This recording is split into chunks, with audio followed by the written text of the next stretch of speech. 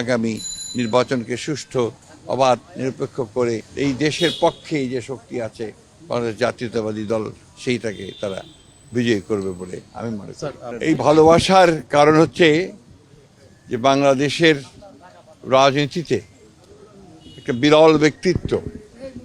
যিনি তার নীতির প্রশ্নে কখনো আপোষ করেননি, দেশের স্বাধীনতা সার্বভৌমত্বের প্রশ্নে কখনো আপোষ করেননি, এবং যিনি তার সমস্ত জীবনই গণতন্ত্রের প্রতিষ্ঠার জন্য সংগ্রাম লড়াই করেছেন, কারাভোগ করেছেন, এবং শেষ দিন পর্যন্ত তিনি অসুস্থ ছিলেন কিন্তু কখনো আপনার এই দেশ ছেড়ে চলে যাননি। এই যে দেশের প্রতি ভালোবাসা, মাটির প্রতি ভালোবাসা, মানুষের প্রতি ভালোবাসা, এটা এই সমস্ত মানুষকে আলোড়িত করেছে। এবং তার এই দেশের এই ক্রান্তি লগ্নে যখন তার অভিভাবকত্ব সবচেয়ে বেশি প্রয়োজন ছিল, সেই সময় তার চলে যাওয়ায় মানুষ সেই কারণেই সবচেয়ে মর্মাহত হয়েছে। এবং তারা সেই কারণে দেশনেত্রীর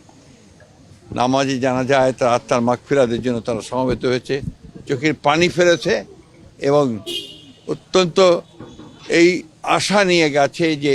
তার এই চলে যাওয়ার মধ্য দিয়ে দেশের মানুষ গণতন্ত্রকে প্রতিষ্ঠার দিকে যে কর্তব্য পালন করা, সেই কর্তব্য তারা পালন করবে এবং আগামী নির্বাচনকে সুষ্ঠু অবাধ নিরপেক্ষ করে এই দেশের পক্ষে যে শক্তি আছে বাংলাদেশ জাতীয়তাবাদী দল সেইটাকে তারা বিজয়ী করবে বলে আমি মনে করি। না, নিঃসন্দেহে আপনার দেশনেত্রী বেগম খালেদা জিয়া যে একটা অবস্থান তৈরি করে গেছেন এবং তার পুত্র আমাদের নেতা যারা তারেক রহমান সাহেব এর যেমন একটা দায়িত্ব আছে, ঠিক একই সঙ্গে বিএনপির প্রতিটি নেতাকর্মীর দায়িত্ব রয়েছে যে বাংলাদেশি জাতীয়তাবাদের যে দর্শন শহীদ প্রেসিডেন্ট জিয়াউর রহমান সাহেব দিয়ে গেছেন, সেটা দেশনেত্রী এবং খালেদা জিয়া সেই পতাকা তুলে ধরেছিলেন ওপরে, এবং স্বাধীনতার সার্বভৌমত্বের যে পতাকা সেটাও তিনি তুলে ধরেছিলেন। একইভাবে তারেক রহমান সাহেবও সেই পতাকা তুলেই জনগণকে সঙ্গে নিয়ে এই দেশের স্বাধীনতার সার্বভৌমত্বের জন্য তিনি কাজ করবেন, রক্ষা করার জন্য কাজ করবেন, তাকে সুসংগত করবেন এবং গণতন্ত্রকে প্রতিষ্ঠা করবেন। এটাই মানুষের প্রত্যাশা। না, আমি তো মনে করি যে ম্যাডামের